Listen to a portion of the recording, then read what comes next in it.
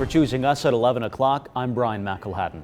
Tonight, a family tells us they are unhappy about the punishment for the man who pleaded guilty to his role in the killing of Northside High School assistant coach Terrence Miles. You'll hear from them and the prosecutors in just moments. But first, the backstory. In May 2017, Terrence Miles, a popular high school assistant football coach, was taking out the trash. Javen Bowie, the man in court today, testified that he and Henry Underwood were outside at the time breaking into cars when, he says, Underwood tried to rob Terrence Miles and then shot him, killing him. Despite Bowie's testimony, a jury found Underwood not guilty earlier this month. Bowie, who was also originally charged with murder, pleaded guilty to lesser charges and today was sentenced to 5 years in prison, not the maximum 8.5 years.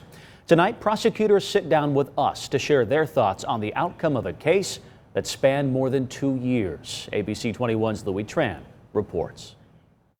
One prosecutor tells me this was the hardest case he's ever worked on in his 20-year career.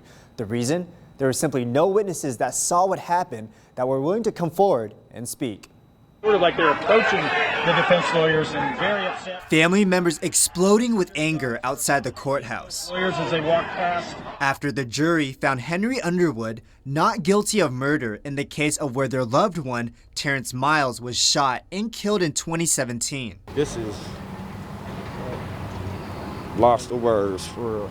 Tuesday, the jury sentenced a second man involved in the case, Javen Bowie, to 5 years behind bars. Bowie was originally charged with murder, but pleaded guilty to lesser charges of assisting a criminal in attempted theft. One guy gets 5 years and the other guy gets off. A verdict and sentencing family members of Miles say they aren't happy with. I feel like my family has been victimized over and over again by the justice system. We put a lot of work into this. After the sentencing, I spoke with the prosecutors on the case. They say the jury's not guilty verdict was not what they hoped for. It's not the outcome we were looking for. We were certainly working towards. Prosecutors say they found the case difficult.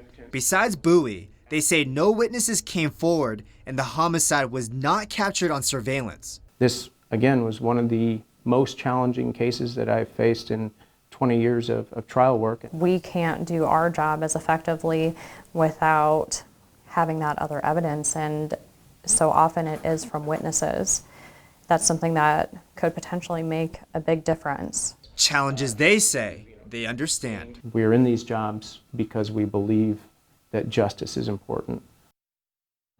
Again, Bowie is sentenced to 5 years in prison, but will only serve a portion of it as he already has more than 600 days of jail credit.